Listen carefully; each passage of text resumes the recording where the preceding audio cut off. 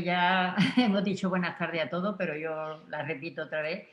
Soy María Victoria, también creo que me conocéis y quiero daros las gracias a todos los que nos acompañáis esta tarde en este interesante taller sobre vacunación y enfermedad cardiovascular, así como también a Cardialianza por su colaboración para poder llevarlo a cabo. Para ello contamos con tres grandes profesionales como son el doctor Leovigildo Ginel Mendoza, médico de atención primaria del Centro de Salud de Ciudad Jardín, el doctor Alejandro Pérez Cabeza, que es cardiólogo del Hospital Universitario Virgen de la Victoria, que nos hablarán de la importancia de las vacunas de la gripe y neumococo en personas con enfermedades cardiovasculares, y también tenemos al doctor Dariusz Narankiewicz, especialista de medicina preventiva del Hospital Universitario Virgen de la Victoria, que nos pondrá al día sobre la vacuna de la COVID-19, desmintiendo muchos bulos que, como muchos de vosotros ya sabéis, han circulado recientemente. Comentaros también que debéis tener, bueno, ya anteriormente os lo hemos dicho, que debéis tener los micrófonos apagados y encenderlos solo al finalizar las ponencias, cuando demos paso al turno de preguntas. Podéis también ir escribiendo por el chat todas las preguntas que tengáis en mente y que está ya habilitado. Y para no extenderme más, le paso ya la palabra a los doctores. Muchas gracias, María Victoria. Voy a poner la presentación. Ya me ha presentado María Victoria. Daré las gracias a todos vosotros por estar conectados. Y lo importante es eso que ya ha comentado ella, que todas las dudas que tengáis, las preguntas que tengáis sobre vacunas, pues las podamos resolver al final. Intentaremos hacer unas presentaciones breves, pero que sean muy concisas. Voy a compartir esa pantalla enseguida y ya comenzamos esta primera parte de la charla. Creo que ya lo estáis viendo, que va a tratar de aspectos generales de la vacunación. Yo voy a empezar un poco hablando de características generales de la vacunación, aunque al final haré algunas consideraciones sobre los pacientes vacunados. Las vacunas, la vacunación es una de las medidas más importantes de salud pública que ha conseguido disminuir tanto la mortalidad de las personas como la morbilidad, como la de adquirir esas enfermedades. Solamente hay una medida más importante que las vacunas para disminuir la mortalidad y morbilidad, que es la potabilización del agua. Es la única.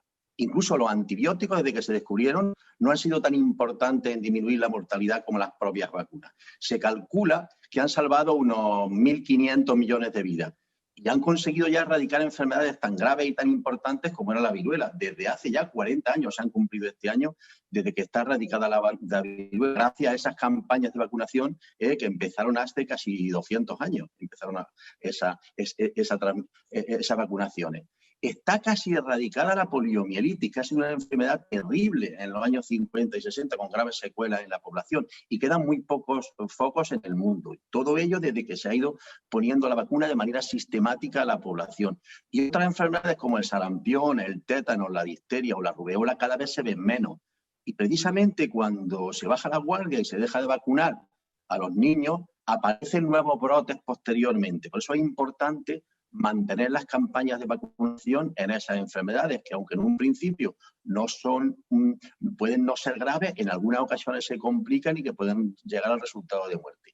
Además, han producido un descenso en enfermedades también tan importantes y tan graves como la meningitis y las neumonías, o en determinadas neumonías. Hay diferentes tipos de vacunas. Unas son vivas atenuadas, en el cual el microbio, la bacteria, el virus está atenuado, no causa la enfermedad, como es el caso del sarampión, la rubeola o las paperas, la varicela o el rotavirus. También hay vacunas inactivadas o simplemente que el virus está muerto o de partes de ese virus o de esa bacteria, de sus unidades, como es el neumococo o el meningococo, la hepatitis B, por ejemplo.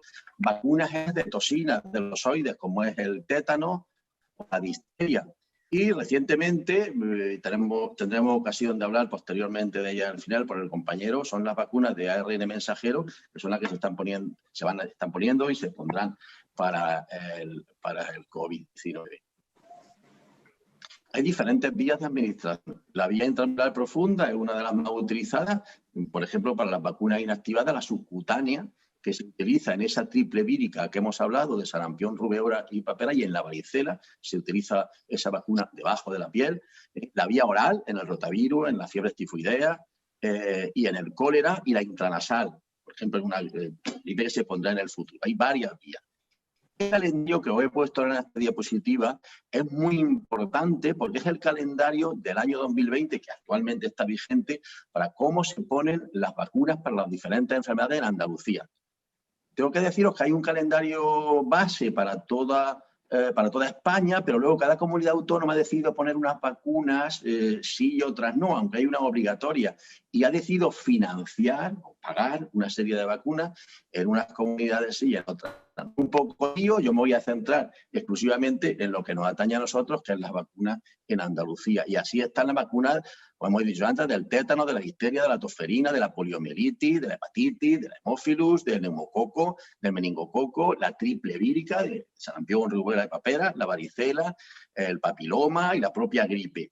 Pero a nosotros, veréis que la mayoría, ahí están arriba tenéis los años, se ponen a los niños, muchas de ellas, pero nos interesa un grupo muy importante a nosotros en el que nos vamos a centrar, que es el grupo por encima de los 50, 60 años, y ahí tenemos 3 que hablaremos de ellas, como es el tétano y la difteria, la vacuna de neumococo y la gripe.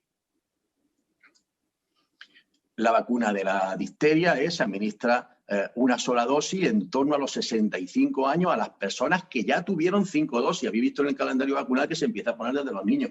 Si ya han tenido 5 dosis, lo que se está haciendo ahora es que hacia los 65 años se pone una dosis de recuerdo. Ya ven nuestros enfermeros, ya lo tienen en cuenta. Los médicos también lo conocen, pero a veces en el pasar consultas todos los días, estar centrado en el trabajo, se nos olvida recordarlo, y muchas veces son los propios pacientes, cuando están en contacto con el sistema de salud, pues siempre es conveniente que recuerden a nuestros enfermeros o a los médicos de familia cómo está su calendario vacunal, que actualmente está perfectamente registrado. Bueno, ahí tenéis la diapositiva ya. Llega un momento de lo que se está haciendo en Andalucía con la vacuna del neumococo, con la vacuna del neumococo. Se está actualmente a toda la población, a la población general de manera sistemática, a todos. ¿Cómo? A la población infantil se le ponen 3 dosis de vacuna neumocócica conjugada, 13 valente, que se llama Prevenar, que es el nombre comercial, se está poniendo a los 2, a los 4 y a los 11 meses. Y desde este año, recientemente, ya se puso el año pasado, pero desde este año, la vacunación sistemática se está haciendo a toda la población adulta de personas de 60 a 69 años, una sola dosis en la vida. Es fácil, es sencillo el esquema que hemos puesto. Veréis que aquí me refiero a toda la población. Tengan enfermedad, no tengan enfermedad, me refiero a todos. Eso es para todos. Luego haremos unas matizaciones. ¿Por qué?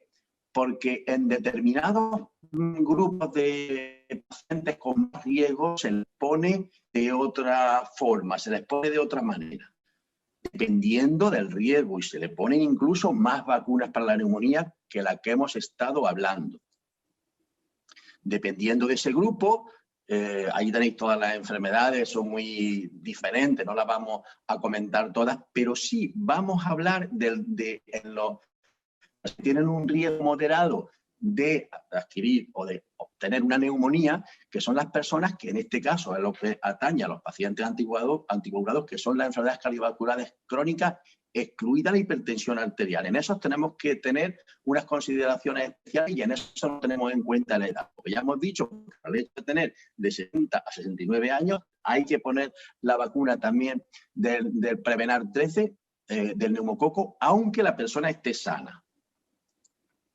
Las recordamos aquí cuáles son, porque es muy importante, cuáles son las enfermedades que, independientemente de la edad que se tenga, por encima de los 18 años hay que ponerse. Las enfermedades crónicas muy comunes en la consulta diaria del médico de atención primaria, que es la enfermedad cardiovascular crónica, cualquiera de ellas, aunque aquí se excluya la hipertensión. Enfermedades respiratorias, enfermedades neurológicas, enfermedades hepáticas, la propia enfermedad celíaca, la diabetes, que la población con diabetes es muy prevalente, hay muchas personas con diabetes, el tabaquismo por sí solo, las personas que fuman, y haber tenido prematuridad. eso es un nivel de riesgo no tan importante como las personas que están inmunodeprimidas, que tienen sus defensas más bajas, pero en esas personas hay que hacer consideraciones especiales. ¿Y cómo se hace? Si presentan una de esas patologías crónicas y no estaban vacunados previamente con ninguna vacuna para la neumonía, hay que ponerle una sola vez en la vida la vacuna neumocócica conjugada 13 valente, el Prevenar 13.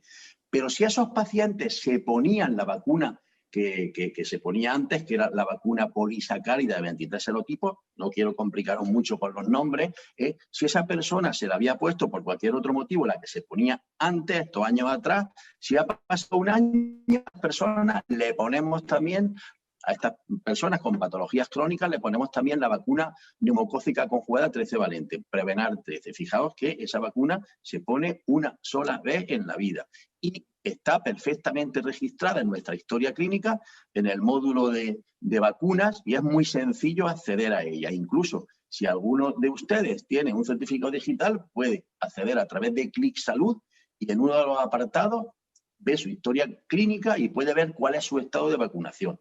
Un poco complejo para algunas personas porque es un tema informático que hay que manejar bien y hay que notificar. Se puede acceder también a cómo está uno vacunado, pero simplemente le preguntamos a nuestro médico de familia, le preguntamos al enfermero y nos informa de cuál es nuestro estado de vacunación. Son muchas las enfermedades, hemos dicho, pero pongo, por ejemplo, la diferencia que hay en pacientes que tienen insuficiencia cardíaca. Aparte de los pacientes anticoagulados, pueden tener insuficiencia cardíaca.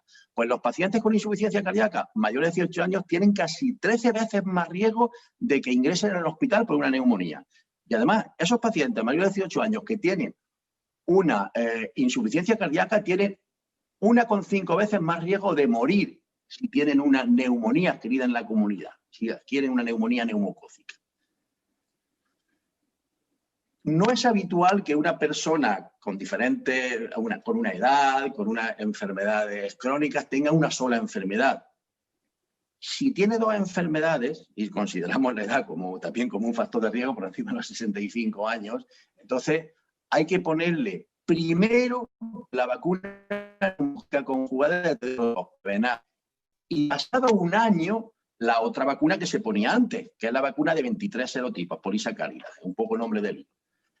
Y si previamente le habían puesto esa vacuna, cuando pase un año le ponemos a todos los pacientes la vacuna Prevenar 13. Por eso, y esto no lleva muchos años, quiero que veáis la importancia de tener puesta esa vacuna y que todos los pacientes anticoagulados tengan totalmente actualizado y puesto al día su calendario vacunal.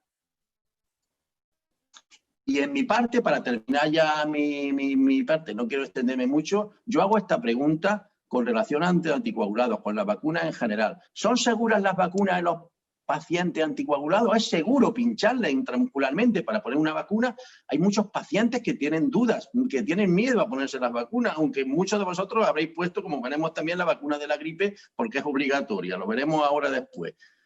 Pues las sociedades en el último mes de diciembre, ante el vuelo que se ha liado un poco con la vacuna del COVID-19, con las vacunas que estamos poniendo ya del COVID-19, pues han hecho recomendaciones desde la Sociedad Semergen, a la que yo pertenezco, hasta la Sociedad Española de Trombosis y Hemostasia, que dice claramente que las vacunas COVID-19 no están contraindicadas en pacientes anticoagulados, que se pueden poner sin problemas, que hay que ponerlas además porque son pacientes de mayor riesgo.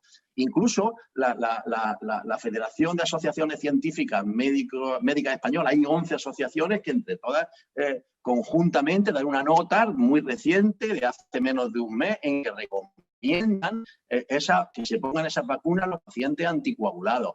Porque hemos tenido, y ahí tenéis lo último que he puesto, del 18 de diciembre, una nota en que a los propios médicos nos decían que si estaba contraindicada la vacuna de Pfizer, que si no se podía poner, que si había problemas en los pacientes anticoagulados. Nada de eso es verdad, es mentira.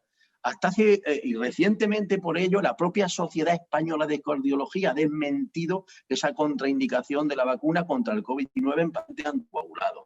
Está completamente desmentido, ¿Qué dice? Hay que tener una serie de consideraciones, eso sí, que son sencillas, muy importantes. ¿Y qué dice la Sociedad Española de Trombosis y Hemostasia, por ejemplo? Que es una autoridad, o lo que dicen las otras sociedades, que vienen a decir todas lo mismo. Las fichas de la autorización de la vacuna, la ficha técnica, el prospecto donde viene, donde podemos ver todas las características de la vacuna, dice que no están contraindicadas su uso en personas con alteraciones de la coagulación. Y en el caso del COVID-19, el beneficio de la vacunación de COVID-19 supera ampliamente los riesgos normales que pueden aparecer cuando un paciente anticoagulado tiene que ponerse una inyección intramuscular. Son las mismas precauciones que hemos tenido siempre cuando hemos puesto una vacuna o cuando se ha puesto la vacuna de la gripe. Las mismas precauciones, no hay que tener nada más. Entonces, en los pacientes anticoagulados con fármacos antivitamina K, en los pacientes que están tomando Sintron o Aldokumar, Sintron la mayoría aquí en España, o en los pacientes que están tomando los nuevos anticoagulantes orales, que se llaman anticoagulantes orales de acción directa, que muchos de vosotros los conocéis porque los estáis tomando, o el Pradasa, o el Xarelto, o el Eliquis, o el Lisiana, son los que vienen ahí. No deben suspender el tratamiento cuando se les administra la vacuna. No deben suspender el tratamiento. No hay el riesgo que hay de que se produzca un hematoma, es un riesgo menor y es mucho más importante mantener el tratamiento y mantener la vacuna. Y hay que tener en cuenta, y estoy terminando ya, una serie de consideraciones muy sencillas, con cada uno de los grupos de pacientes anticoagulados. En los pacientes que están tomando antivitamina K, que están tomando Sintron, conviene que el último control que se hayan hecho esté en su rango terapéutico. Entre 2 y tiene la mayoría de los pacientes, o si tienen una válvula entre 2,5 y 3,5, si han intervenido de una válvula cardíaca, tienen intervención quirúrgica, en ese caso tienen que mantener en rango sus niveles. Si en el último control que se hicieron no estaban en rango, pues ajustamos con el centro de salud, vamos ajustando el Sintron hasta ponerlo en rango. Y cuando esté poniendo en rango, entonces es cuando hay que vacunarse. Cuando llegue su momento, que ahora hablaremos, finalmente nos hablará el compañero de eso. Eso es muy importante. Simplemente el último control en los pacientes que tienen que hacer el control del Sintron, que el último control esté en su rango. En los pacientes que utilizan los anticoagulantes orales de acción directa, los que hemos nombrado, se debe evitar el momento del pico máximo del fármaco al programar esa vacunación. Es muy sencillo. No debemos de dejar de tomar las pastillas para anticoagulantes, los anticoagulantes orales directos, debemos de seguir tomándolos. Lo que pasa es que retrasamos un poco esa toma. Por ejemplo, si tenemos una cita a las 10 de la mañana y utilizamos cualquiera de esos anticoagulantes, pues retrasamos la toma un par de horas. Y si estamos acostumbrados a tomar a las 8 de la mañana, pues la tomamos después de que nos hayan puesto la vacuna. Retrasamos un poco, pero no suspendemos. Además, para el enfermero se recomienda la administración de la vacuna con una aguja que se afina. Lo saben, ellos tienen que poner, evidentemente, para producir menos daño. Nosotros le tenemos que decir al enfermero que nos las va a poner que estamos anticoagulados, para que ellos tengan una serie de precauciones y extremen la medida y hagan unas técnicas como es la técnica en Z, que consiste en estirar la piel a la vez que ponemos la vacuna, y luego al soltar la piel, los planos que atraviesa la aguja hasta llegar al músculo se cierran y se produce menos hematoma. Y, por supuesto, en el punto donde se pone la inyección, mantener una gasa, un algodón presionado, hacer presión durante al menos 3 minutos. Y como es lógico, en cualquier paciente anticoagulado pues puede aparecer un hematoma en muy pocas ocasiones, desde luego, en este caso, como ocurre con la vacuna de la gripe, en muy pocas ocasiones se aparece. Teniendo en cuenta estas 4 consideraciones básicas en los pacientes anticoagulados, no vamos a tener ningún problema con la vacunación del COVID o de cualquier otra vacunación en que haya que hacer una inyección intramuscular profunda. También que la vacuna siempre se pone en el brazo, en el deltoides, en la parte superior del brazo. Y por mi parte, para terminar, pues recordar simplemente a Araceli, que todos la conocéis, fue la primera persona que se vacunó en España. Se vacunó el 27 de diciembre, lo cual quiere decir que se pondrá la segunda dosis para terminar 3 semanas después. Se vacunará el domingo que viene y ya estará vacunada del COVID. Los pacientes anticoagulados, es una de las preguntas que he visto ya que ha aparecido por ahí, lo dejaremos para el final, tienen su turno para vacunarse, pero de eso hablaremos al final de la reunión. Pues por mi parte, muchas gracias. Voy a salirme de la presentación. Voy a dejar de compartir y dejo paso al siguiente ponente y dejamos las preguntas para el final de las presentaciones y ya estamos a vuestra disposición. Muchas gracias a todos. Bueno, pues muchas gracias, doctor Ginel. Nos hemos enterado perfectamente ya de lo que son las vacunas de neumococo y la vacuna de la gripe. Ahora lo que vamos a pasar al doctor Alejandro Pérez Cabeza, que como cardiólogo pues, nos va a explicar también todas las vacunas que debemos tener puestas. Bueno, Adelante. muchas gracias, María Victoria. Buenas tardes a todos y agradeceros vuestra amable invitación porque creo que este taller es un magnífico altavoz para poder facilitar, aclarar muchas dudas que creo que es necesario en estos tiempos de tanta incertidumbre, de tanta información, pero a la vez desinformación, que creo que hace mucho daño. Ya no solamente atendemos lo que nos dice nuestro médico de cabecera cercano, sino que ahora es más fácil, también porque hay muchas barreras, ¿no? Pero ahora ya es más fácil recurrir a la amistad, a las redes sociales, y puedo decir que mi experiencia es que el 90% de lo que se lee y se dice nunca llega a la verdad auténtica y puede llevar a una mala praxis, a hacer mal las cosas, y eso tiene luego consecuencias. Voy a compartir mi presentación.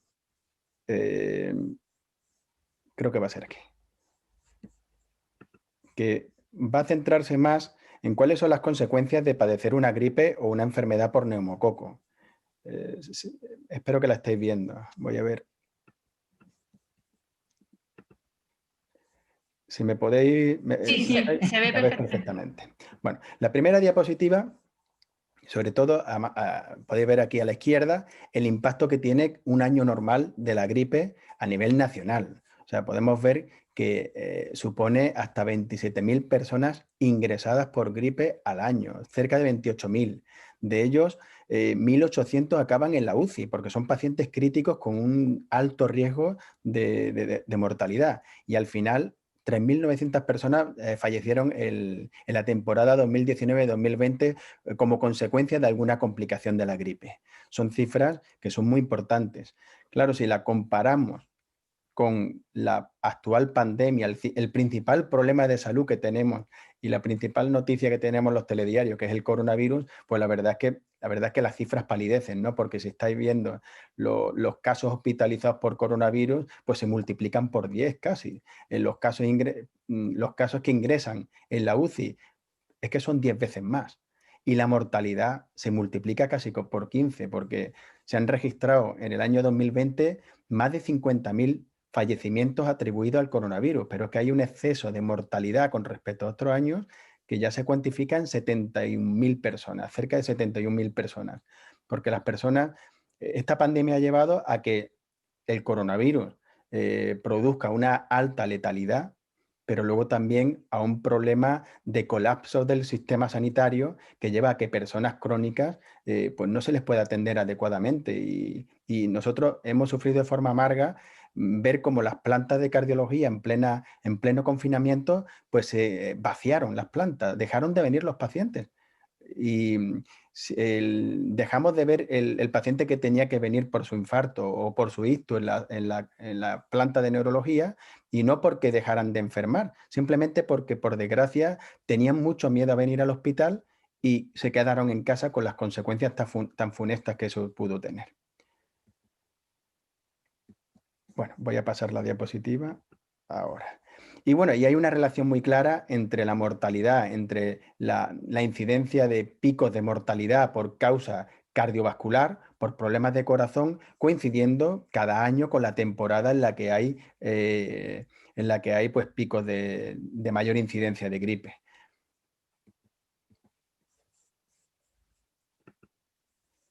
¿Cuáles son las consecuencias? ¿Cuáles son las consecuencias cardiovasculares que observamos? ¿Cuáles son los eventos cardiovasculares? Las complicaciones que se generan, que se pueden ocasionar como consecuencia de una gripe. Pues bueno, las cifras las estamos viendo aquí. Hay distintos estudios que muestran que la gripe puede aumentar el riesgo de tener un infarto por 6 y hasta por 10.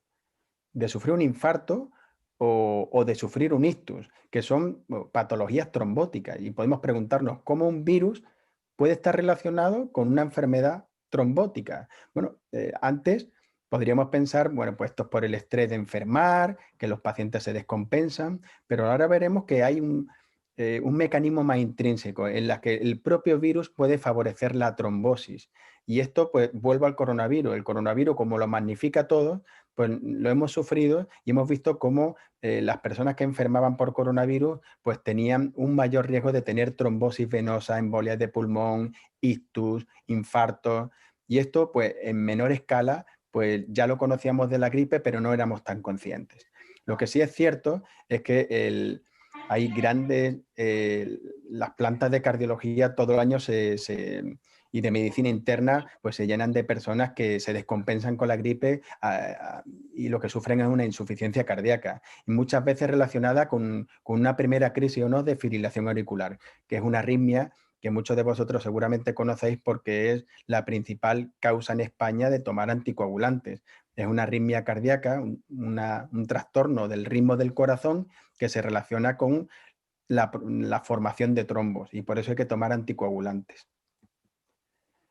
Yo no voy a explicar, no quiero entrar en lo que llamamos los médicos fisiopatología y el mecanismo de por qué un virus produce enfermedad, porque no se trata de eso, pero solamente decir que el virus a nivel de las arterias del corazón puede producir un daño directo. En las arterias puede producir que las placas de colesterol que se forman a lo largo de la vida se puedan inflamar y se puedan romper, y en torno a esa rotura de la placa se forma un coágulo, que a nivel de las coronarias es lo que provoca la obstrucción y provoca el infarto de miocardio, y a nivel del cerebro es lo que produce la trombosis cerebral, el ictus. Pero luego también el virus de la gripe puede actuar directamente sobre el músculo cardíaco, sobre el miocardio, que es la bomba cardíaca, ¿no? Y puede producir una inflamación, lo que llamamos una miocarditis, y esa miocarditis puede tener consecuencias muy importantes. Puede ser leve y pasar desapercibida, como ocurrirá en la mayoría de casos, pero a veces una inflamación muy importante del corazón puede acabar desembocando en una insuficiencia cardíaca, en un órgano que no late con fuerza, o provocar arritmias, de nuevo como la fibrilación auricular. Y la gripe, pues como yo creo que se intuye, es más intuitivo, pues sobre todo lo que produce también son eventos respiratorios. Sobre todo lo que hace es descompensar patologías crónicas como el asma y como el EPOC. El EPOC es la bronquitis crónica y el enfisema, que son dos enfermedades pulmonares muy importantes. Y luego la gripe, pues también puede producir una neumonía. Lo que ocurre es que la neumonía por gripe provocada por el propio virus es menos frecuente que la gripe, que la neumonía por el neumococo, que es lo siguiente que vamos a hablar. En la gripe es más frecuente que haya una neumonía provocada por el propio neumococo. Lo que ocurre es que, para explicarlo de forma burda, después de una gripe se bajan las defensas, las defensas naturales que tenemos, sobre todo en la vía respiratoria, y nos hace más vulnerable a sufrir la infección por el neumococo. Y lo peor que le puede pasar a una persona que ha sufrido una gripe es sufrir una infección posteriormente por un neumococo.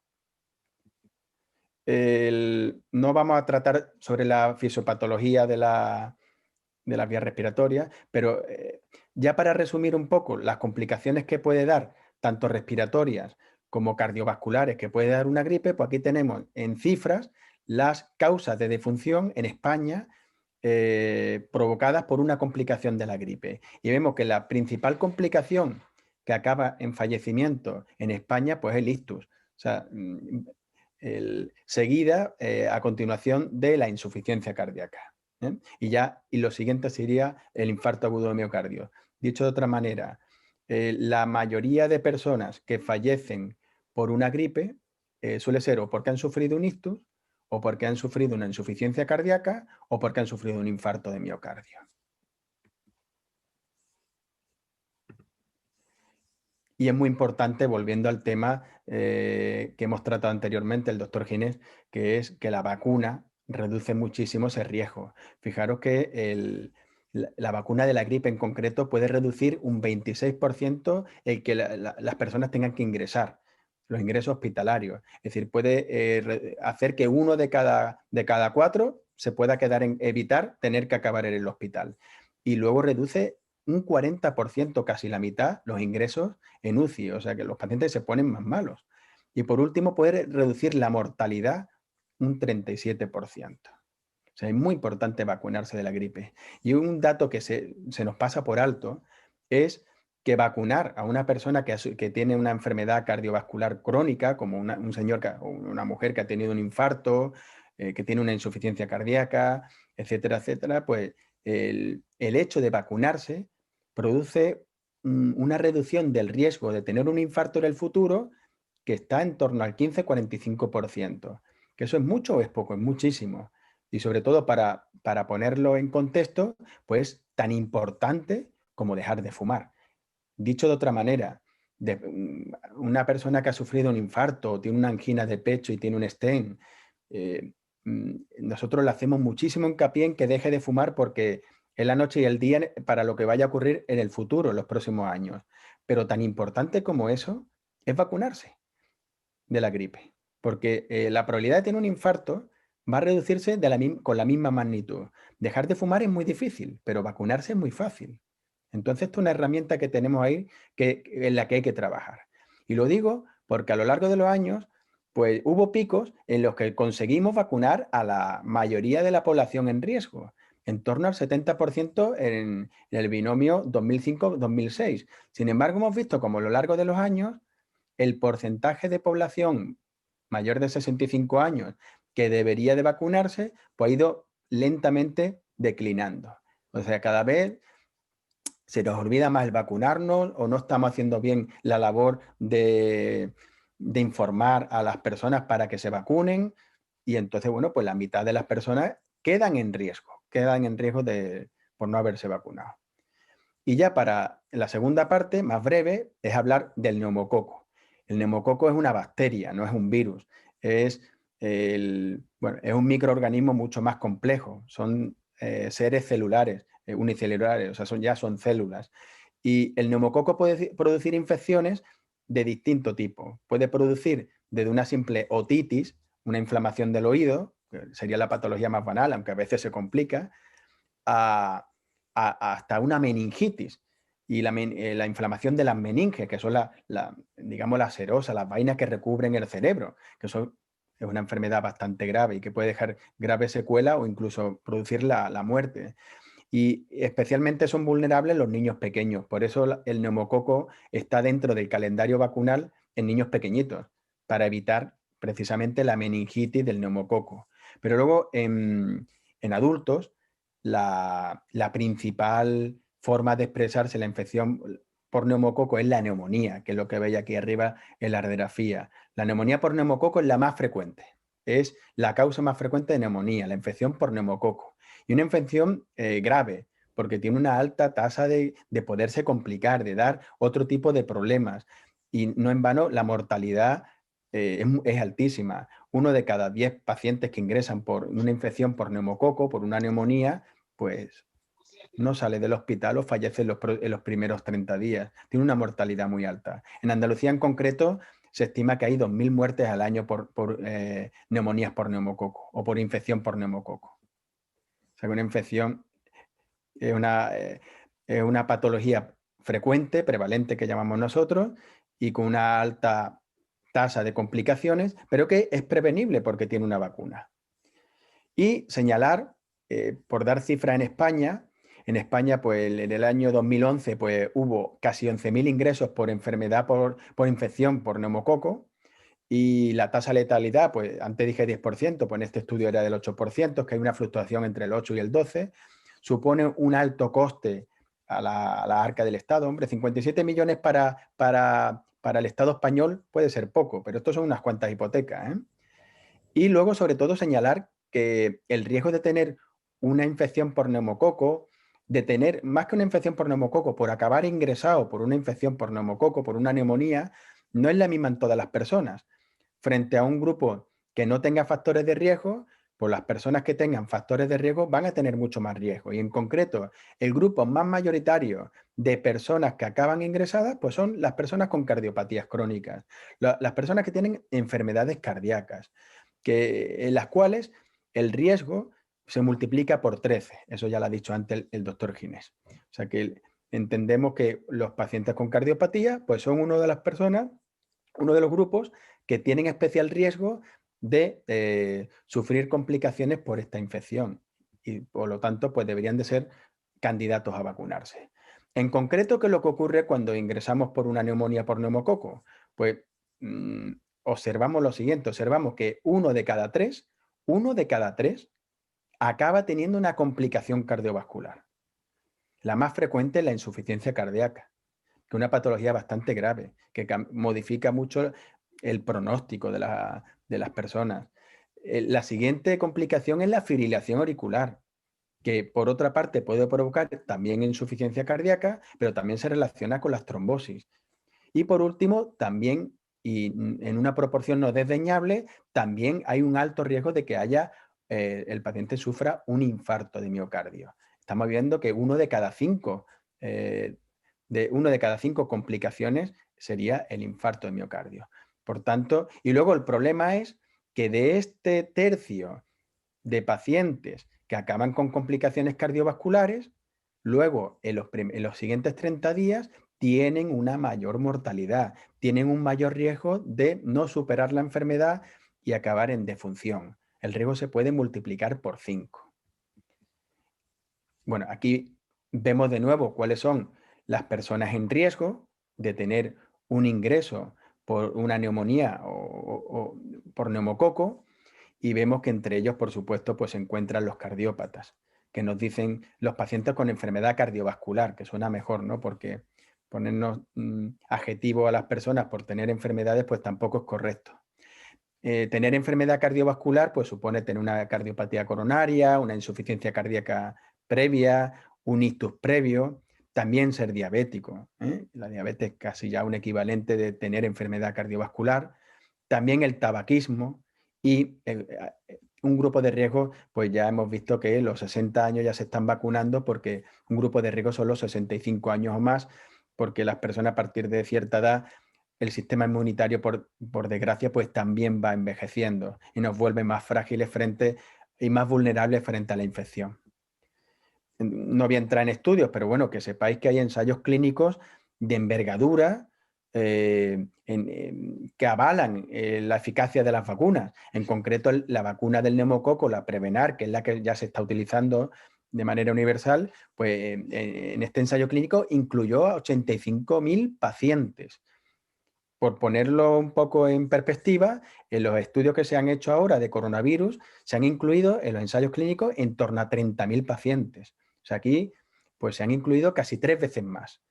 Y además, bueno, pues hubo un tiempo de seguimiento de 4 años. Con el coronavirus no es posible tener ese tiempo de seguimiento porque llevamos con la enfermedad, ahora vamos a empezar a llevar un año de enfermedad con el coronavirus, ¿no? Pero sí que se demostró su eficacia en reducir la probabilidad de tener una neumonía y sobre todo de tener una neumonía complicada, y que además esta eficacia se mantiene a lo largo de los años. Eso es lo importante. Hay una memoria que llamamos inmunológica. O sea, el efecto no desaparece. Por eso la vacuna del Prevenar es suficiente una vez en la vida, la del neumococo, a diferencia de la gripe, que te tienes que ir vacunando cada año.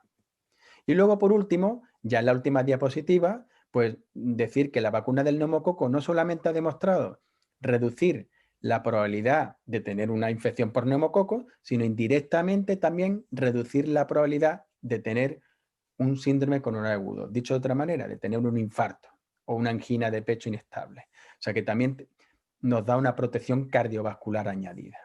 Bueno, pues con esto es todo lo que yo quería comentar y muchas gracias por vuestra atención. Pues muchas gracias, doctor Pérez Cabeza. Ya sabemos la importancia que tiene es la vacunación para nosotros, o sea que realmente estamos cogiendo muchos datos. Ahora le vamos a dar paso al doctor Darius Narankiewicz, que él sí que nos va a hablar más especialmente de la vacuna de la COVID. Adelante. Buenas tardes, ¿se me oye bien? Sí. Vale, perfecto. Muy bien. Pues en primer lugar, quería agradecer mucho a la asociación por haberse puesto en contacto con el Servicio de Medicina Preventiva del Hospital Clínico para hablar sobre un tema que es de una importantísima relevancia ahora mismo, ¿no? El tema de la vacuna para COVID. Es un tema muy novedoso. Por lo tanto, como cualquier novedad en medicina, crea cierta incertidumbre, inquietudes, ¿no? Desinformación, y yo creo que no hay mejor lugar para aclarar las dudas que talleres con los pacientes, donde podemos resolverlo sobre la marcha, digamos, ¿no?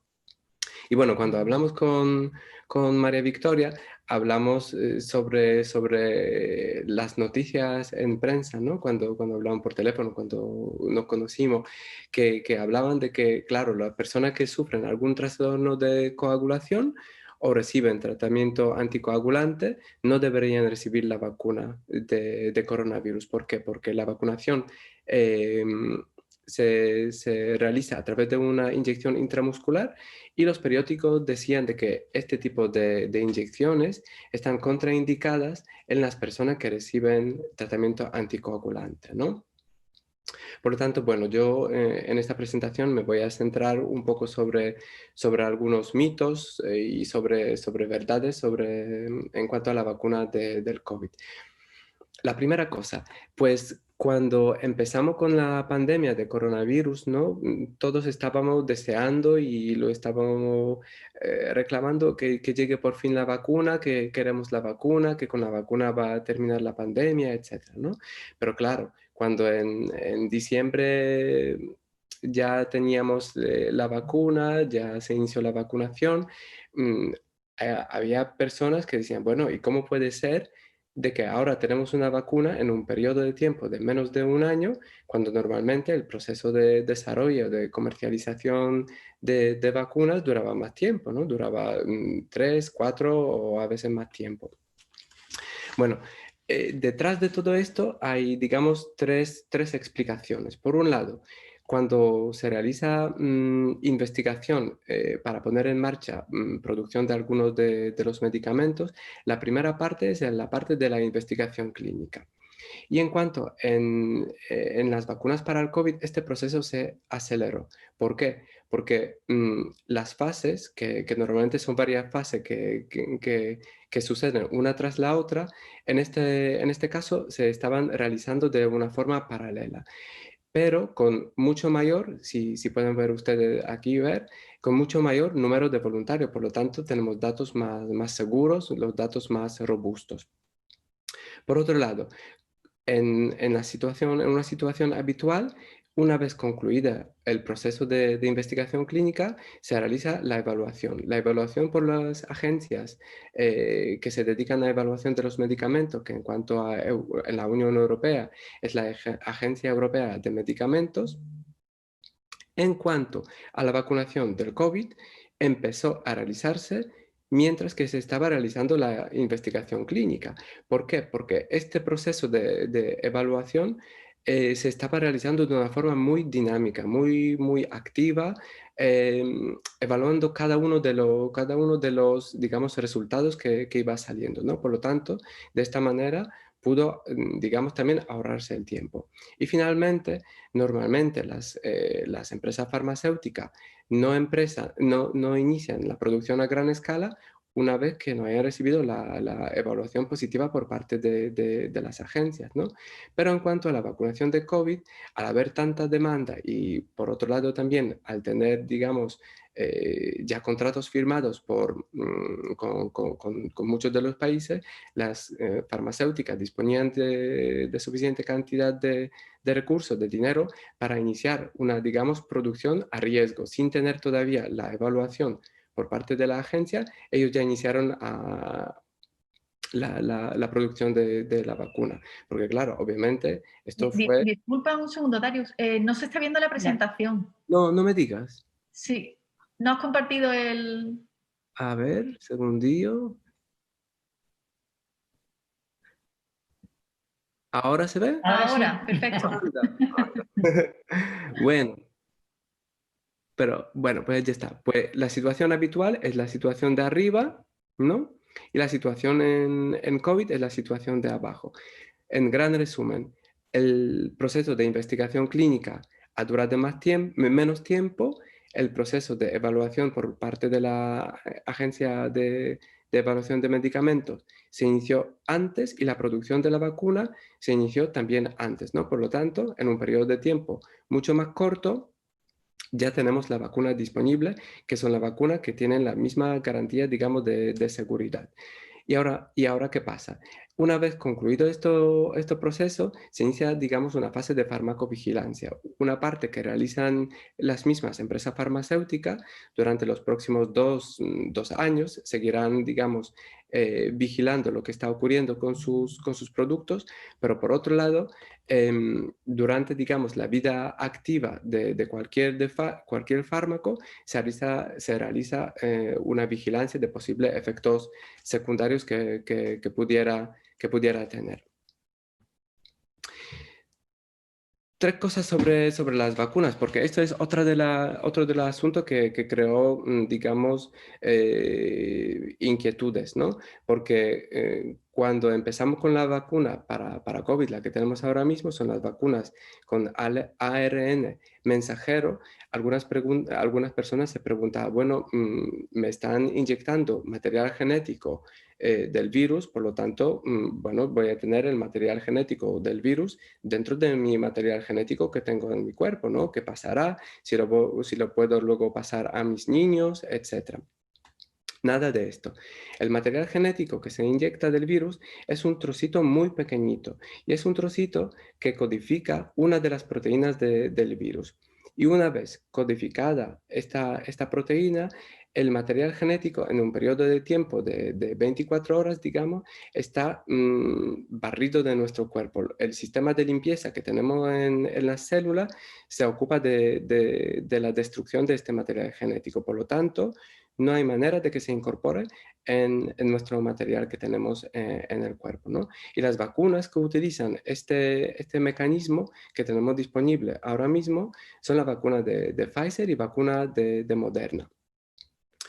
Por otro lado, tenemos otro mecanismo que son las vacunas que utilizan vectores víricos. ¿Qué significa esto? Hay algunos virus que normalmente causan enfermedades muy leves, ¿no? Como catarros, se utilizan por parte, digamos, de la farmacéutica cuando crean una vacuna y se le quita a estos virus la capacidad de causar enfermedad. Por lo tanto, solamente infectan, pero no causan la enfermedad. Y dentro de estos virus se, digamos, inyecta una parte de las proteínas, una de las proteínas del coronavirus. Y esta proteína, lo mismo con el ARN mensajero, la que sirve para sintetizar esta proteína estimula nuestro sistema de defensa. Por lo tanto, en los próximos contactos con el virus vamos a estar protegidos, ¿no?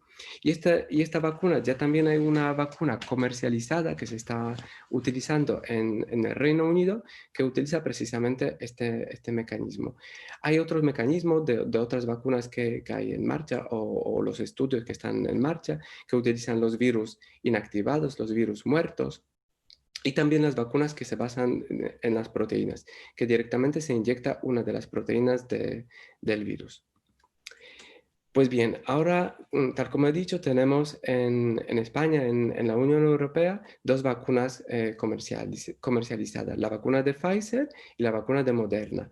Ambas vacunas en los ensayos clínicos que se realizaron demostraron una eficacia de 94-95%, una eficacia muy alta. Pero tenemos que tener en cuenta que esta eficacia se alcanza en cuanto a la vacuna de Pfizer con 2 dosis separadas 21 días y esta eficacia al 7º día después de la segunda dosis, y en cuanto a la vacuna de Moderna, esta eficacia de 94% se alcanza 14 días después de administrar la segunda dosis, ¿no? Por lo tanto, hay que tenerlo en cuenta de que después de una sola dosis, una persona no está protegida. Por lo tanto, tenemos que seguir manteniendo las precauciones. Y bueno, esto es un gráfico para que vean ustedes cómo está evolucionando la vacunación a nivel mundial. Podemos ver, bueno, a nivel mundial, eso creo es la fecha del 13 de enero que lo saqué ayer, se vacunaron casi 32 millones de personas a nivel mundial. En Europa casi 8 millones y en España, de las dosis que tenemos distribuidas, que tenemos 1.100, eso es a fecha de ayer, 1.100.000 dosis, hemos administrado casi 600.000 dosis ya de la vacuna. Claro, uno se puede preguntar, ¿no? ¿Y a mí cuándo me toca? Pues el ministerio digamos, establecer grupos que se pudieran ir vacunando conforme iban llegando las vacunas, estableció unos grupos que se fueron evaluando. Los grupos muy específicos, ¿no? Grupos de, por ejemplo, de personal docente, de personal sanitario, personal de centros de mayores,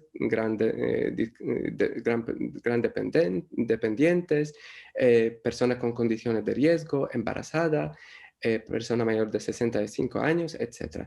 Y en estos grupos se evaluó el riesgo que pudiera existir al infectarse por el virus, ¿no? El riesgo de muerte o riesgo de complicaciones graves, el riesgo de impacto social o económico negativo que pudiera tener la enfermedad, el riesgo de exposición o el riesgo de transmisión a otras personas. Y aparte de estos riesgos, también se tuvo en cuenta la factibilidad de administración de la vacuna y la aceptación por parte de los grupos. Pues bien, teniendo en cuenta también los principios éticos, de momento para la primera fase en la que nosotros ahora mismo nos estamos encontrando, se incluyeron los grupos de personal sanitario y sociosanitario, de personas que se encuentran en los centros de mayores y también gran dependientes no institucionalizados. Ahora, en la siguiente etapa, cuando vayamos teniendo más dosis de la vacuna, entrarán otros grupos poblacionales. De momento no tenemos, digamos, datos o información, cuáles van a ser los grupos concretos, pero en los últimos días salió un boletín oficial de Junta de Andalucía que indica, en principio, de que a partir del 15 de marzo se iniciará la vacunación de personas mayores de 70 años. Pues bien, iremos esperando a las indicaciones y conforme nos vayan llegando, iniciaremos la vacunación en los grupos pertinentes. Cuando les toque a ustedes la vacunación, hay que tener en cuenta algunas cosas, contraindicaciones y las precauciones. Actualmente podemos decir que tenemos solamente una gran contraindicación para la vacunación del COVID, que es cuando una persona había tenido una reacción alérgica muy grave, muy severa, después de haber tenido administrada una de las vacunas de coronavirus, o si tiene si había tenido este tipo de alergia a algunos de los componentes de la vacuna, o si había aparecido una reacción alérgica rápida después de haber recibido la vacuna para coronavirus. Eso es una contraindicación. En esta circunstancia no se podría administrar la vacuna. Pero luego también tenemos circunstancias de precauciones, ¿no? Cuando una persona tiene unos antecedentes de haber padecido una reacción alérgica muy grave de cualquier origen, o haber tenido una reacción alérgica muy, muy precoz, muy inmediata, después de haber recibido cualquier otro tipo de vacuna o tratamiento administrado por vía no oral, es una precaución. Y en el caso de administrar la vacuna, que sí que se podría administrar la vacuna, hay que mantener a una persona con estas precauciones durante media hora por lo menos en observación para ver si ocurre algún tipo de reacción alérgica. Y en cuanto a las personas que reciben tratamiento anticoagulante, que ya mi compañero lo había contado previamente, sí que lo pueden recibir, que no hay ninguna contraindicación de recibir tratamiento, de recibir la vacuna para coronavirus, pero hay que tener en cuenta lo que ha dicho mi compañero, ¿no? Que personas que reciben Sintrom deben tener el INR controlado y estable, y personas que reciben tratamiento con heparina o con nuevos anticoagulantes orales, hay que separar lo máximo posible la dosis de estos fármacos con la vacunación. Y después de la vacunación, la enfermería está perfectamente instruida durante la vacunación, realizarlo con una aguja fina, con una inyección profunda, manteniendo una presión sobre la zona de punción durante 3 minutos y sin frotar.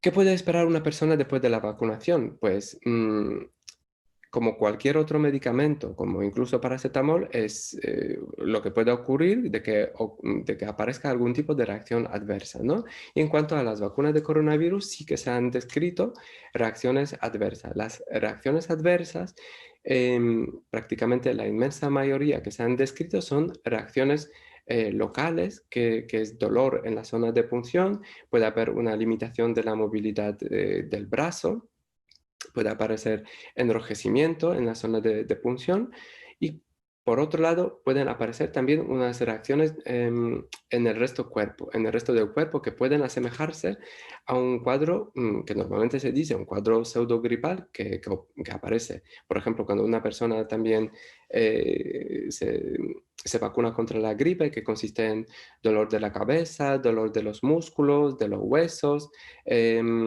fiebre. Pero claro, esto puede ser una reacción adversa a la vacunación contra el coronavirus, pero en la circunstancia en la que nos estamos encontrando ahora mismo, no se puede descartar de que se trate de realmente una infección por el virus, ¿no? Porque, tal como he dicho previamente, tenemos que tener en cuenta de que la protección se alcanza pasado tiempo después de la vacunación completada, ¿no? Para la vacuna Pfizer que tenemos ahora mismo, es por lo menos 28 días después de la primera dosis, habiendo recibido 2 dosis, ¿no? Para alcanzar esta protección. ¿Y qué hacer cuando ocurren este tipo de reacciones, ¿no? Pues, por supuesto, ponerse en contacto con el médico de cabecera, ¿no? Quien va a evaluar el riesgo de que una persona pueda tener esta reacción adversa, y se puede achacar esta reacción adversa a la vacunación, o tal vez está desarrollando una enfermedad por el coronavirus, ¿no? Mientras que el médico no diga otra cosa, el paciente, si tiene estos síntomas, puede tomar el paracetamol, y aquí lo he tachado que ibuprofeno no, porque si una persona recibe tratamiento anticoagulante, los antiinflamatorios no esteroideos como ibuprofeno no se deberían utilizar. ¿La vacuna será obligatoria? ¿Me pueden decir de que tenga la obligación de estar vacunado? Pues no. Como todas las vacunas en España, la vacunación para coronavirus será una vacunación, y es una vacunación voluntaria, ¿no? Lo hacemos por nosotros, lo hacemos por nuestros familiares, por nuestra persona cercana, y lo hacemos por el bienestar de la sociedad, ¿no? Hay algunos supuestos muy excepcionales cuando se puede recurrir a la Ley Orgánica del 1986 sobre medidas especiales en materia de salud, cuando sí que se puede obligar a vacunación, ¿no? Pero estos son unos supuestos y situaciones muy excepcionales. Ahora, ustedes, bueno, tal como he dicho antes, ¿no? Que durante toda la vida del fármaco, de la vacuna, se realizará la vigilancia de su seguridad. Cuando ustedes noten algunos de los síntomas que la puedan inquietar, ¿no? Lo pueden, obviamente, consultar con su médico de cabecera, pero también lo pueden notificar en la página del Centro Andaluz de Farmacovigilancia, ¿no? Donde hay una parte para los ciudadanos en la cual pueden notificar la reacción adversa. Por otro lado, muchos de los médicos de los centros de salud pertenecen, sus datos pertenecen a la base de datos de investigación farmacoepidemiológica de atención primaria, en la que se recopilan los datos, y datos agrupados de muchos centros de salud luego permiten sacar conclusiones muy interesantes y muy válidas. Y finalmente, dentro de la Unión Europea, tal como he dicho, tenemos la Agencia Europea de Medicamentos que estará analizando todas las declaraciones de los efectos adversos de todos los países de la Unión Europea, ¿no? Por lo tanto, se irá velando por la seguridad del fármaco. Y mientras tanto, ¿qué tenemos que hacer?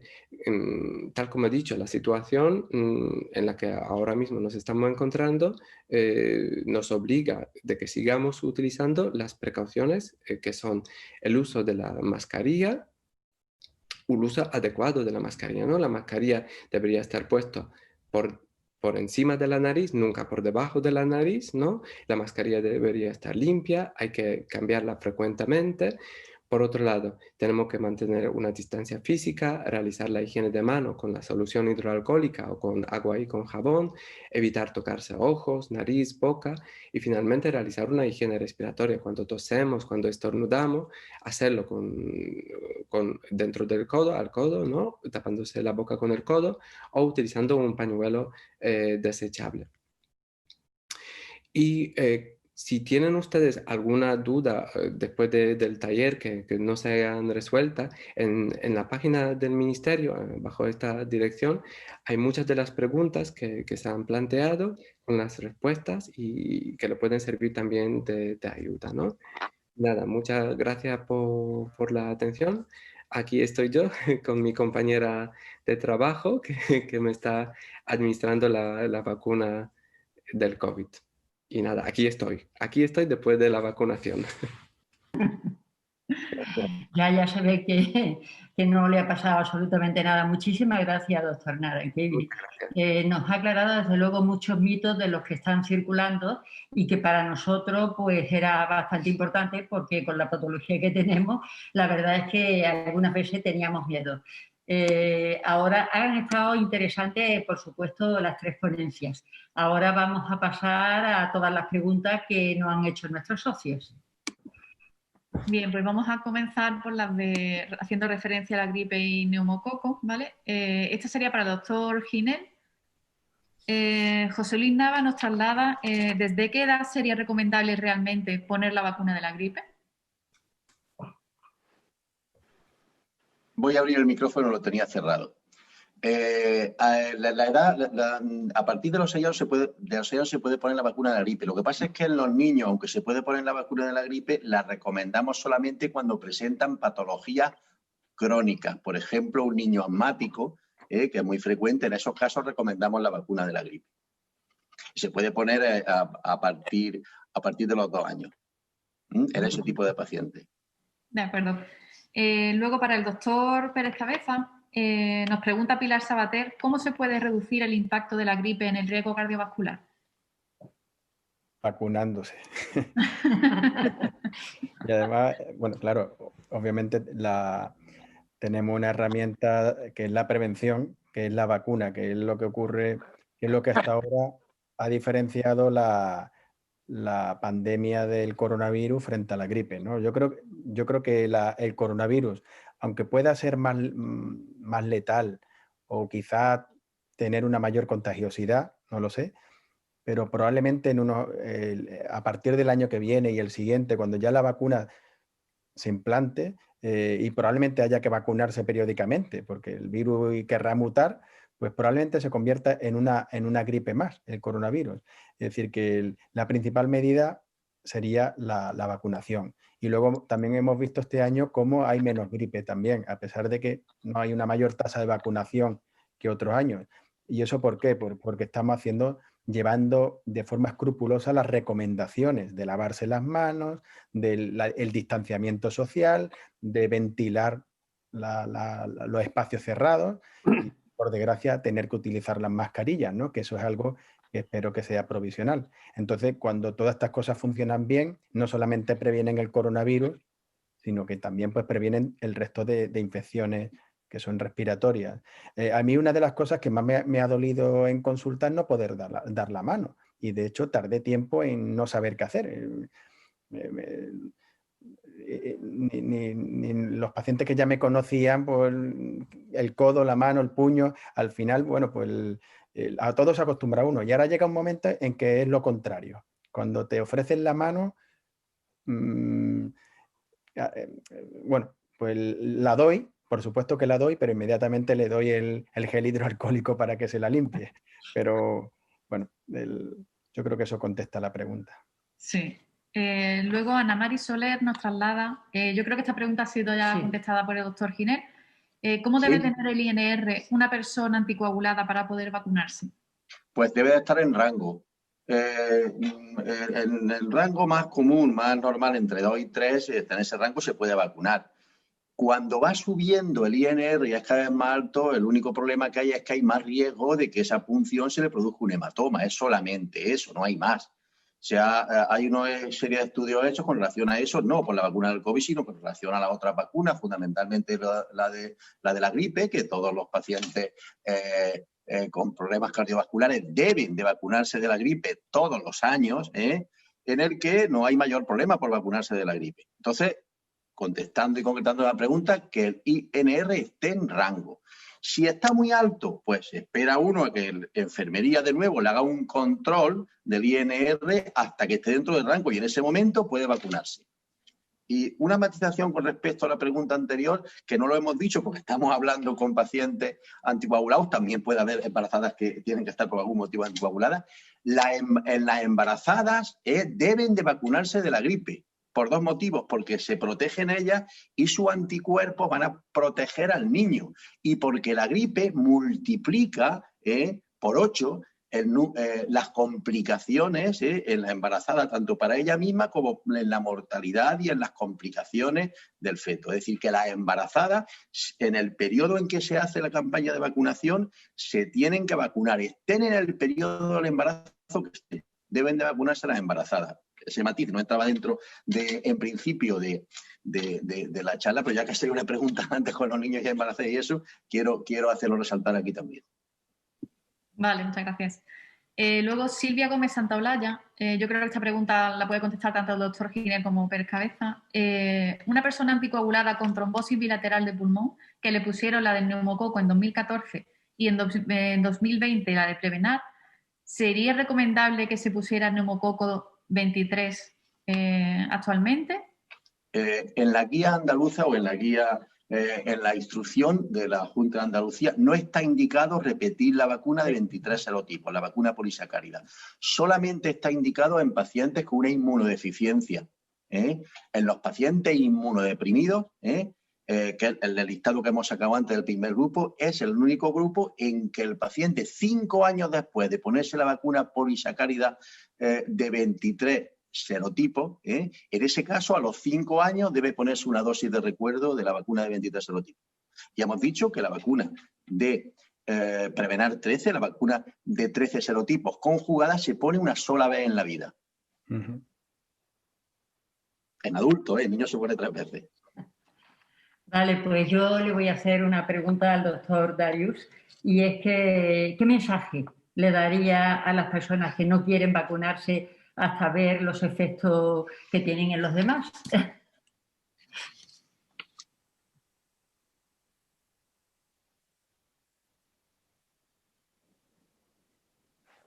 ¿Puede repetir la pregunta, por favor, María Victoria? Sí.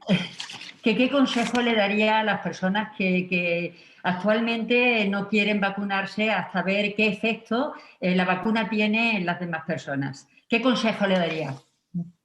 Pues los efectos que tiene en las demás personas, pues tenemos 2 tipos de efectos, ¿no? Por un lado tenemos los efectos beneficiosos que protegen a las personas vacunadas y a su entorno más cercano del coronavirus con todos los efectos nefastos que puede tener una infección, sobre todo en las personas que tienen ciertas patologías de riesgo o son mayores de 60, 65 años, ¿no? Y por otro lado, en la balanza tenemos los riesgos de vacunación, pues los riesgos, tal como he dicho, los riesgos que conocemos ahora mismo, complicaciones que hemos visto, ¿no? Que son las reacciones alérgicas, que son que se describen, pero no son frecuentes. Y luego también tenemos las reacciones que he dicho, que son reacciones como cuadros pseudogripales, ¿no? Por lo tanto, en la balanza, que yo creo que pesa más el beneficio que puede tener una persona después de haber recibido la vacuna, ¿no? Pues, y hay que tener en cuenta lo mismo que si una persona tiene dolor de la cabeza, pues se va a tomar un paracetamol, aunque paracetamol incluso puede producir efectos secundarios también muy peligrosos, como por ejemplo fallo del hígado, ¿no? Pero cualquier medicamento, cualquier cosa puede tener un efecto adverso, ¿no? Pero si me compensa el beneficio, pues por supuesto tiro para adelante. Muchas gracias. Muchas gracias. Luego por el chat nos llegan también algunas preguntas. Isabel Montoya Esteso nos pregunta, ¿se sabe una fecha concreta para empezar la vacunación en pacientes anticoagulados de alto riesgo? No, tal como he dicho, que de momento no lo sabemos, ¿no? Lo único que sabemos que en principio, a partir del 15 de marzo, se iniciará la vacunación de personas mayores de 70 años, pero de momento no tenemos más indicaciones. Jesús Díaz, de la Asociación ASEPO, nos pregunta, una vacuna creada en un tiempo aproximado de 6 meses, ¿cómo se puede comparar con las vacunas creadas en años y décadas?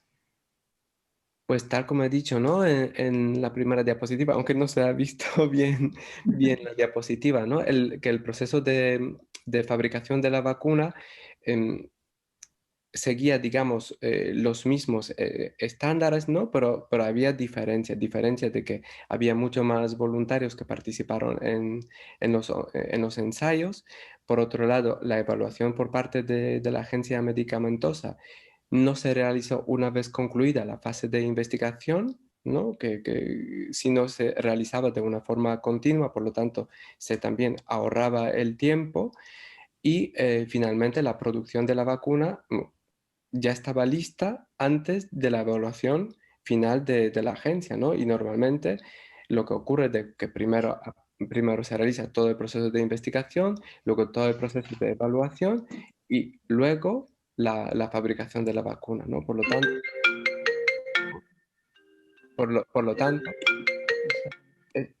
esto... Por lo tanto, todos estos procesos se iban acortando y solapando uno sobre el otro. Pero es una vacuna segura. Vale. Luego nos pregunta también, ¿cómo se pueden garantizar los efectos secundarios a corto y largo plazo? Pues estos efectos secundarios, como en cualquier otro tipo de medicamentos y vacunas, a corto plazo se vigilan durante la fase de la investigación clínica, ¿no? La fase esta previa de la evaluación por parte de las agencias medicamentosas, ¿no? Ahí se realiza vigilancia durante meses, ¿no? De los cuales transcurre el proceso de investigación para observar los efectos secundarios a corto plazo más frecuentes y luego, como cualquier otro tipo de medicamento, bueno, primero, tal como he dicho, ¿no? De que la propia farmacéutica durante 2 años siguientes van a realizar una vigilancia, pero aparte de esto, las agencias de medicamentos durante un periodo que va a ser toda la vida de un fármaco, van a seguir vigilando si aparecen algunos nuevos efectos secundarios, por si aparezcan, estudiarlo y ver si realmente tienen alguna asociación con la vacunación, con la vacuna.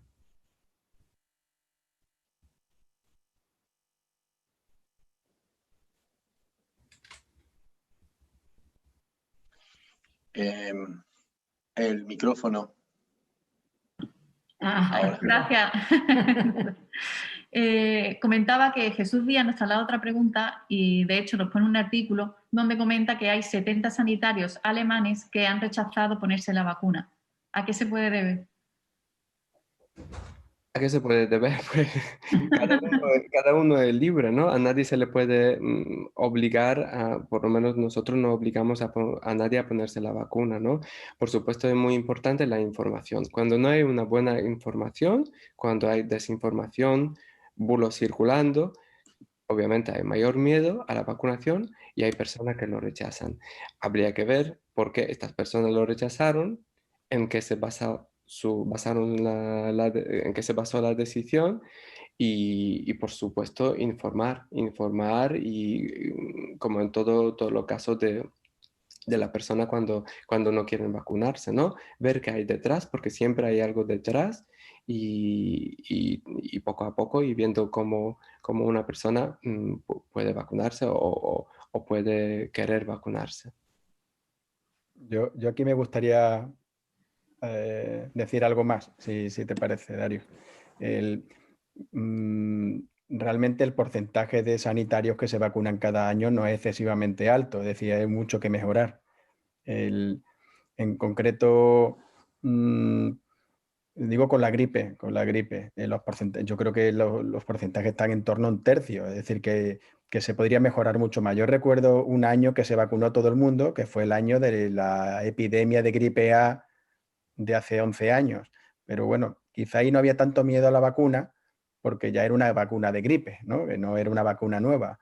Pero lo que sí quiero transmitir, que dentro del colectivo médico, pues no todo el mundo sigue la misma ortodoxia. Hay también negacionistas de las medicinas, de los fármacos, de los ensayos clínicos, de las vacunas, y contra eso no se puede, como bien dice, no se puede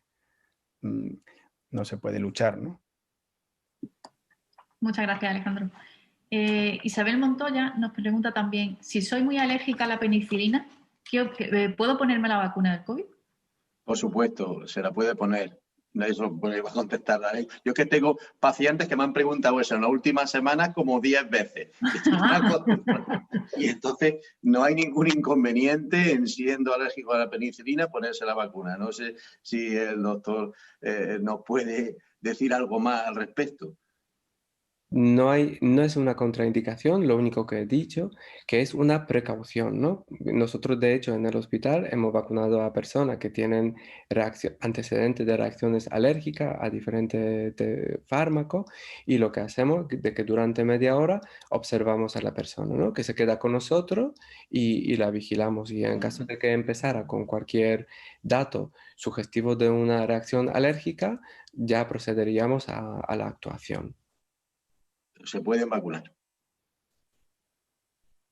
Vale, luego Miguel Ángel Sánchez nos pregunta, ¿cómo se les va a comunicar a los mayores de 70 años que se tienen que vacunar y dónde se realizará? Que no se preocupen por eso. Los centros de salud tienen mecanismos a través del distrito sanitario.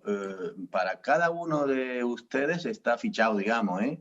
Los listados los tenemos. Tenemos listados de anticoagulados, de todos, a través de la medicación que toman, por ejemplo, o de los programas. Y hay listados de todo el censo que pertenece a un centro de salud. Pero no quiero adelantarme tampoco cómo será, porque las propias autoridades sanitarias no han descrito cómo será exactamente esa llamada a la vacunación. Es distinto que lo hagan, como ha dicho el compañero, el proyecto que hay a lo mejor por grupos de edad, o que lo hagan por características propias. Parece ser que a partir de la fecha que ha dicho de marzo será por edad. Tener en cuenta ahora que en esta primera fase lo que se está vacunando, como ha dicho el compañero, son a personas que están en residencias de ancianos y personas que ese censo, si lo tenemos nosotros, que son los grandes dependientes. Personas que necesitan ayuda diaria a un nivel muy alto por su gran dependencia de otras personas. Y a eso se le empezará a vacunar ahora porque pertenecen a la primera fase. A los pacientes anticoagulados en general, ya se les avisará más adelante. Y no tengáis preocupación en cómo se os avisará, porque hay mecanismos para tener fichados a todos. Y la forma de ser llamado se dirá más adelante. Además, lo anunciarán 100 veces. O lo dirán en todos los medios de comunicación antes, como está ocurriendo con esto que estamos vacunando a los sanitarios y los de residencias. ¿Se está vacunando entonces también o se va a vacunar también en los hospitales o solamente en los centros de salud? Se está vacunando en los dos sitios actualmente. Se está vacunando en hospitales y se está vacunando en centros de salud, pero en centros de salud estamos vacunando a los sanitarios, no llamamos a nadie para que venga a vacunarse. Estamos hablando a día de hoy. Estas cosas que estamos hablando ahora, dentro de un mes pueden cambiar en base a la disponibilidad de vacunas, pero no es un problema, al menos en lo que yo conozco de Andalucía, Hay suficiente personal de enfermería para poner las vacunas que sean necesarias. Están trabajando mañana y tarde si es necesario y los fines de semana. Lo que pasa es que a día de hoy la prioridad es la prioridad que hemos explicado. Esa es la prioridad. Dentro de 15, de 20 días empezarán otros grupos en los cuales más adelante estarán también los anticoagulados. Pero a día de hoy estamos vacunando en centros de salud y en hospitales. Málaga tiene, según recuerdo, ya estoy hablando de memoria, 5 equipos móviles, que son los que montan la vacuna en la furgoneta, que son los que están actuando más y se desplazan. Y luego hay equipos fijos donde está la vacuna, como es, por ejemplo, en 2 centros de salud concretamente, y luego están en los propios hospitales, también hay equipos fijos que están vacunando. O sea que hay suficiente infraestructura para vacunar y en hospitales y en atención primaria que se mueve, no está en un centro de salud concreto. Son equipos móviles que van cambiando de un centro a otro. Muy bien, gracias. Bueno, también Antonia Moreno nos pregunta, ¿los residentes vacunados recientemente y están contagiados ahora pueden derivar a complicaciones ante la segunda dosis? ¿A qué es debido este aumento de contagios? Ahora. Este aumento de contagio es lo que estamos observando ahora mismo en toda España, ¿no? De que estamos con la tercera, cuarta o cual sea onda epidémica, ¿no? Dependiendo del lugar. Y claro, si hay contagios, tal como he dicho, la vacuna empezará a dar la protección pasado un mes, 28 días después de la primera dosis, habiendo recibido 2 dosis, ¿no? Una pauta completa. Por lo tanto, las personas que estaban en las residencias, que habían recibido una sola dosis de la vacuna, no estaban protegidas, ¿no? Y por otro lado, había mucho mayor riesgo de exposición porque el virus circulaba con mucha más, digamos, frecuencia a nivel poblacional, ¿no? Y también tenemos que tener en cuenta que era el periodo de Navidad, que había también mayor número de visitas, mayor contacto, digamos, con el exterior, por lo tanto, mayor riesgo de contagio y contacto con el virus. Vale, luego Pilar nos pregunta también, por otro lado, según la poca literatura existente, las personas que se han inyectado tratamientos con toxina botulínica no se deben vacunar de la COVID, ¿y aquellos que son epilépticos? Se pueden vacunar igualmente. Que yo sepa, no hay ninguna contraindicación. Yo tampoco he oído nada al respecto. Vale. Mari Carmen Mérida Perdigao pregunta, ¿qué puede ocurrir si cuando te vacunan tienes la enfermedad por COVID-19 pero eres asintomático y no lo sabes? No pasa nada. Dale. No, eso que no pasa nada. De hecho, no se recomienda ni siquiera realizar un cribado prevacunal, ¿no? Con ninguna de las pruebas, ni con serología, ni con la PCR. Cuando una persona tiene, lo que sí que se espera de una vacuna, de que va a crear una respuesta inmunitaria más potente y más duradera que una enfermedad, digamos, causada por el virus, ¿no? Porque incluso la persona que tiene la enfermedad y la pasan de una forma asintomática, sí que desarrollan la respuesta inmune, pero no sabemos hasta qué niveles, hasta qué grado de protección le confiere esta respuesta inmunológica, y se ha visto de que mantienen durante menor tiempo los anticuerpos en la sangre que las personas que tienen una enfermedad con síntomas más floridos. Lo que sí que se recomienda también cuando una persona tiene, por ejemplo, el coronavirus, la infección, y precisa o había precisado una hospitalización, había recibido tratamiento antivirales o había recibido tratamiento muy específico, ¿no? con sueros, de que no reciba la vacunación, pero no tanto de que pudiera tener algún efecto secundario, sino porque podría, digamos, inhibirse el efecto de la vacuna, ¿no? Porque se bloquearía por todo lo que el cuerpo tendría en el cuerpo, ¿no? En la sangre de los fármacos o del resto del suero de las personas convalecientes. Actualmente, si una persona ha pasado la enfermedad, se recomienda esperar 3 meses para la vacunación. Vale. Muchas gracias. Jesús Díaz, de la asociación ASEPO, le gustaría saber si los ponentes os habéis vacunado ya y cuál de las vacunas se ha puesto cada uno. Sí.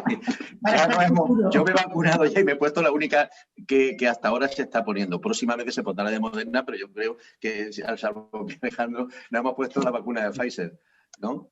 Sí, yo me vacuné el martes y no pregunté cuál era, no me dieron opción. La que hay. Ahora hay otra. Me trajeron. No, bueno, yo sí que se ha visto en la foto, ¿no? De que me pusieron la La vacuna. tengo, la pongo ahora si queréis. Tengo la foto aquí en el móvil. Es la del Pfizer, ¿no? La vacuna de Moderna, que, claro, las vacunas se caracterizan por diferencias en la logística, ¿no? Por lo tanto, en principio la vacuna de Moderna se utilizará solamente en los centros de vacunación, ¿vale? Entonces, ante la pregunta de ¿puede un paciente elegir la vacuna que quieran que le administren? No. No. Queda claro. Luego Pilar nos pregunta también, ¿es cierto que los laboratorios que han realizado las vacunas no se hacen cargo de los efectos secundarios posteriores? Dares, ¿tienes alguna respuesta a ese? Yo tengo algo, pero contesta tú primero, que eres más experto que yo. Pues posiblemente que no. Posiblemente no se harán cargo porque, claro, es una situación, digamos, de riesgo, ¿no? Por lo tanto, ellos, en cierto modo, también quieren evitar el riesgo. Quieren evitar el riesgo de que pudiera haber algún tipo de efecto secundario. Ahora, otra vez vuelvo a lo mismo, ¿no? Que compensa arriesgarnos o estar con el maldito virus durante los próximos meses, sembrando este daño en todos los niveles, ¿no? En las personas, familia, en la sociedad, en el Estado. Es la situación en la que tenemos ahora mismo, ¿no? Cuando se hicieron los grandes contratos de compra, que se hicieron mucho antes de que las vacunas fueran autorizadas por las autoridades sanitarias, por las agencias reguladoras, en ese tipo de contratos, las diferentes naciones, en este caso la Unión Europea que nos atañe a nosotros, también firmó que si había algún problema con esas vacunas, los propios estados se harían cargo de los problemas, porque si no los laboratorios decían, si hay algún problema, mi laboratorio se arruinaría, digamos. Entonces eso está compartido, ¿eh? No es como cuando, poner un ejemplo, un laboratorio ha sacado un medicamento determinado para la diabetes y ha estado funcionando, para los casos de que salieron para el colesterol y luego hubo muchos problemas, el laboratorio tuvo que asumir todos los gastos y todas las denuncias, sobre todo en Estados Unidos, ¿no? Pero en este caso ya, en esa firma del gran contrato de comprar 300 millones de vacunas, como se ha comprado y todavía no se ha... todavía no se ha autorizado, por ejemplo, la vacuna de Oxford AstraZeneca. La Unión Europea ha comprado 300 millones, pero también ha comprado a Pfizer 50, 100 millones y ahora ha vuelto a comprar más millones. Y entonces, en ese contrato va también que los propios estados se harán cargo si hay problemas con la vacuna. Bueno, pues yo creo que ha habido bastantes preguntas, o sea que ha sido bastante buena la presentación que se ha hecho. Quiero daros las gracias a los doctores Ginés Mendoza, al doctor Alejandro Pérez y también al doctor Narankiewicz porque habéis acudido a nuestra llamada. Y la verdad es que ha sido una tarde muy interesante porque, como he dicho anteriormente, se nos han quedado las ideas mucho más claras de lo que la teníamos. Entonces, bueno, pues agradeceros todo el tiempo que nos habéis dedicado y también, por supuesto, a todos los pacientes, a todos nuestros socios y a todas las personas que nos están acompañando y que ya sabéis que, bueno, desde la asociación estamos para eso, simplemente para ayudaros y para atenderos en todo momento. Así que, de nuevo, muchísimas gracias y buenas tardes. Muchas gracias. Gracias, buenas tardes. Buenas tardes.